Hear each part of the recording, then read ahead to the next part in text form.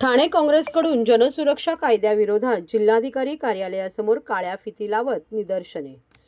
शहरी नक्षलवादाच्या नावाखाली राज्य सरकारने जनसुरक्षा कायदा बहुमताच्या जोरावर संमत केला आहे। या कायद्यामधील तरतुदी लोकशाही प्रणालीच्या विरुद्ध आहेत।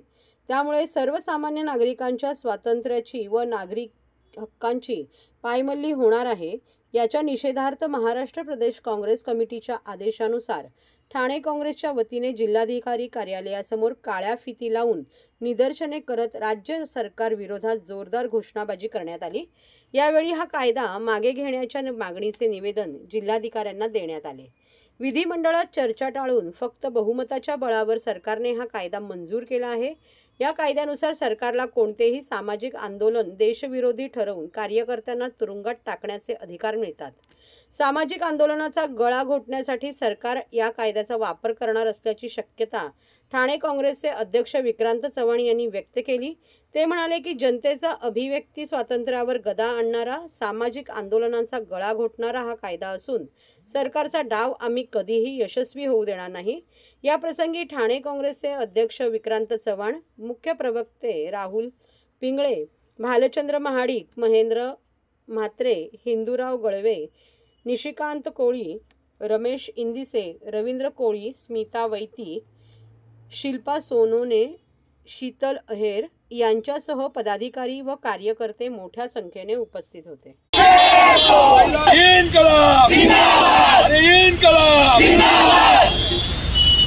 हेलो एक मिनट। देशामध्ये अनेक प्रश्न असताना गरिबीचा प्रश्न, महागाईचा प्रश्न, भ्रष्टाचाराचा प्रश्न, या देशामध्ये शिक्षणाचा प्रश्न, या देशामध्ये औद्योगिकरणाचा प्रश्न, या देशामध्ये रोजगाराचा प्रश्न, या प्रश्नावरती सातत्याने राहुल गांधी आणि इंडिया आघाडी आवाज उठवत असल्याने देशामध्ये सर्वच राज्यांमध्ये बिगर भाजप सरकार असेल त्या ठिकाणी इतर कार्यकर्ते आवाज, इतर पक्षाची संघटना, इतर पक्षाचे कार्यकर्ते आवाज उठवत असल्यामुळे जनसुरक्षा कायदा हा मोदी सरकारने आणलाय।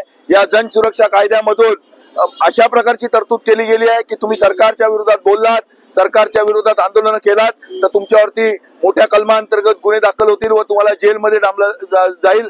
आम्ही या जनसुरक्षा कायद्याच्या विरोधातल्या आंदोलनाच्या द्वारे मोदींना आवाहन करतो, असे कितीही तुम्ही कायदे आणले आणि असे किती गळचेपी करायचा प्रयत्न केला, काँग्रेसने पूर्वी स्वातंत्र्याची लढाई लढली, आता सुद्धा काँग्रेस तुम्हाला घालवल्याशिवाय राहणार नाही। आमचे राहुल गांधी संपूर्ण देशभरात आवाज उठवतायत, संसदेत आवाज उठवतायत आणि म्हणून राहुल गांधींना साथ देण्यासाठी हा जनसुरक्षा कायद्याचं आंदोलन आम्ही ते छेडलेलं आहे। आमचं आंदोलन वास्तविक बाबासाहेब आंबेडकरांच्या पुतळ्याजवळ होतं, परंतु पोलिसांनी सांगितलं की इकडे आंदोलन घ्या, पुढचं आंदोलन आमचं बाबासाहेब आंबेडकरांच्या पुतळ्याजवळच असेल। बाबासाहेबांनी केलेलं संविधान, बाबासाहेबांनी लिहिलेलं संविधान, काँग्रेसने लिहिलेलं संविधान हे कधी पुसून काँग्रेसची जनता देणार नाही, या देशातील जनता देणार नाही आणि लोकशाही ही कधीही संपणार नाही। लोकशाही ही तुमच्या हुकुमशाहीच्या विरोधात उभा राहील आणि मोदी अमित शाह सरकार घालवल्याशिवाय काँग्रेस गप्प बसणार नाही। फडणवीस आणि एकनाथ महाराष्ट्राला हुकुमशाहीकडे घेऊन जाणारा हा कायदा राज्य सरकारने या ठिकाणी पारित केलेला आहे। जसं इंग्रजांनी रॉलेट ऍक्ट आणला होता की स्वातंत्र्य सैनिकांवर दबाव आणण्यासाठी, त्याप्रमाणे आंदोलन दडपण्यासाठी आणि लोकांनी कुठल्याही याच्यावरती बोलू नये, लोकांच्या अभिव्यक्ती स्वातंत्र्यावरती घाला आणण्यासाठी हा कायदा आणलेला आहे।